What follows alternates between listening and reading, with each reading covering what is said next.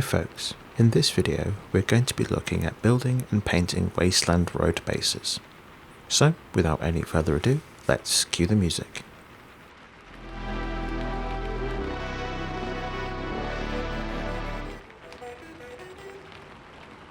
To start out, we will need to build the road for this Wasteland base, and to do this I'm taking some cork sheet and breaking off an area that's roughly the size of the base that I want to use. In this case it's a 32mm base. And I want to tear a rough shape. I don't want to be too neat with this, as we're going to be picking a middle of the road or piece of the road section rather than an edge of the road. And what I'm going to be doing with this is breaking this cork up into 2 or 3 pieces and gluing it onto the base to show the cracked and broken nature and lack of maintenance this road will have seen.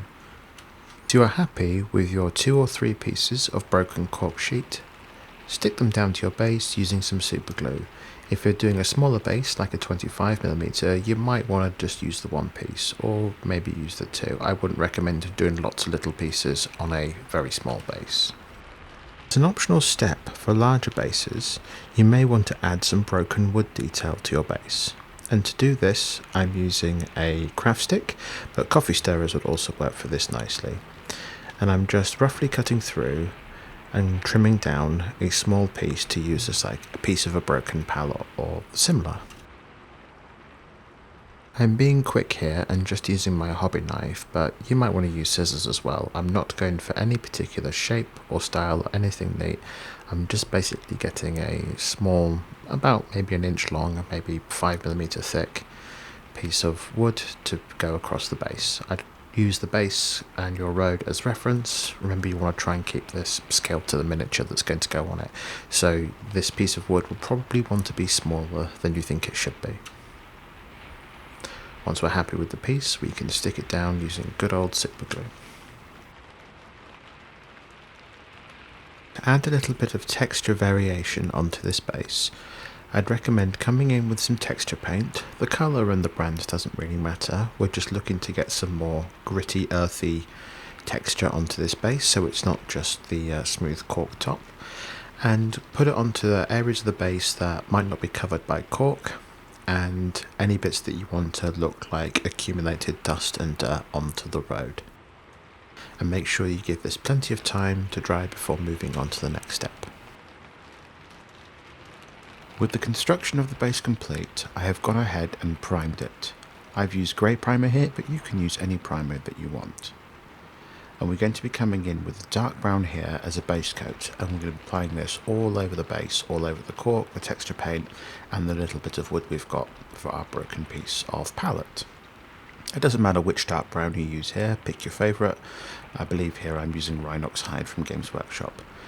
And it's just a matter of thinning this with a little bit of water and getting a nice smooth base coat all over the base. Once our base coat of brown has dried, I am coming in with a medium grey dry brush and going all over the raised areas of the base. For this I'm using Mechanicus Standard Grey from Games Workshop, but you can use any medium grey that you like. I'm building up this in soft layers, and the idea behind this is we want to still have some of that dark brown showing from the previous step to show some really deep muck and grime.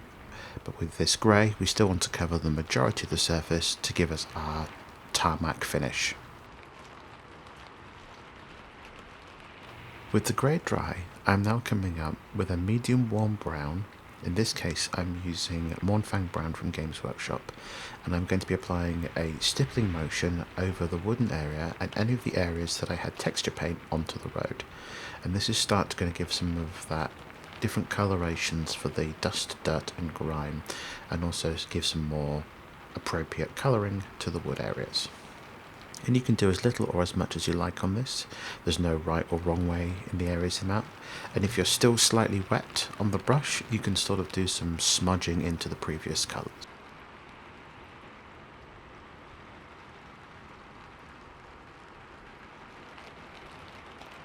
Next, I'll be stippling on some Troll Slayer orange to define these areas of muck and grime.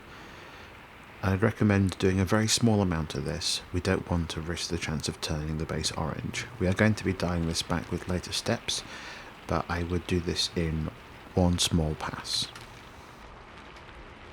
For the next step, I'm going to soften out the brown and orange paints that I've put for the dirt areas on this base. And to do this, I'm taking the original medium grey that we did with our first dry brush and lightly dry brushing over the entirety of the base, avoiding the small piece of wood. And what this will do is it'll soften out any harsh edges that we have with our muck and grime and make this seem more like it's staining and faded and very slight amounts of dirt build up rather than splodges of paint onto the cork. As an optional step, I'm coming in with a very light grey and doing a quick dry brush to define some of the edges of the cork pieces. In this case, I'm using light grey from Vallejo, and I'm using this quite sparingly to pick out some of the edges of the cork pieces.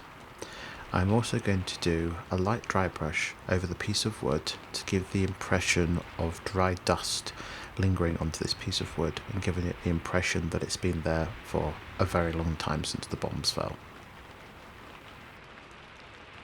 For the last area of coloration on this base, I'm going to be applying some bone coloured pigment powder to the base. Now with this, I do recommend that you put something down before you apply this because pigment is incredibly messy and it has a tendency to get everywhere and stain things. And so what I'm doing here is taking an old brush and getting a little bit of the pigment into the bristles and then working it onto areas of the base. Now this effect is pretty much impossible to take away whilst it's dry. You can wet it and wick it away, but if you really want to have that nice dusty appearance, then I'd recommend in leaving this dry and not adding any water to it. And it's just a matter of putting this on in little bits and dusting this onto the base, working it into the cork. And I do find with this that a little goes a long way, and then it's worth doing a little bit, taking a look at it and seeing what you think before you're applying any more pigments.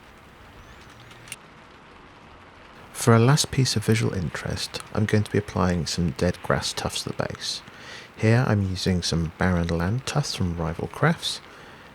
I'm just applying these by putting a dab of super glue onto the base and carefully applying the tuft with a pair of tweezers and giving it a quick tap to make sure that the tuft is secured in place.